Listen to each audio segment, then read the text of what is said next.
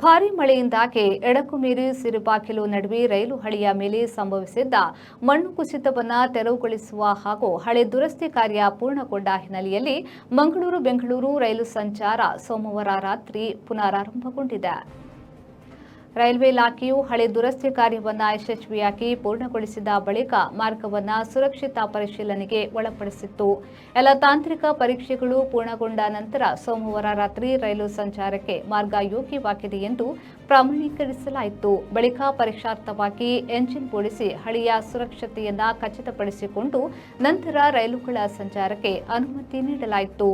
ಆದರೂ ದುರಸ್ತಿ ನಡೆದ ಪ್ರದೇಶದಲ್ಲಿ ಮುನ್ನೆಚ್ಚರಿಕೆಯ ಕ್ರಮವಾಗಿ ತಾತ್ಕಾಲಿಕವಾಗಿ ಗಂಟೆಗೆ 10 ಕಿಲೋಮೀಟರ್ ವೇಗದ ಮಿತಿಯನ್ನು ವಿಧಿಸಲಾಗಿದೆ.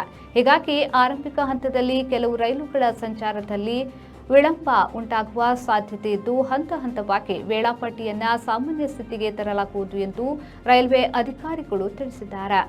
ದುರಸ್ತಿ ಕಾರ್ಯಾಚರಣೆ ನಡೆಯುತ್ತಿದ್ದ ಸ್ಥಳಕ್ಕೆ ಮೈಸೂರು ಭಾಗದ ರೈಲ್ವೆ ವ್ಯವಸ್ಥಾಪಕ ಮುದಿತ್ ಮಿತ್ತಲ್ ಹಾಗೂ ಹಿರಿಯ ಅಧಿಕಾರಿಯ ತಂಡ ಭೇಟಿ ನೀಡಿ ಕಾರ್ಯದ ಪ್ರಗತಿಯನ್ನು ಪರಿಶೀಲಿಸಿ ಅಗತ್ಯ ನಿರ್ದೇಶನಗಳನ್ನು ನೀಡಿದರು.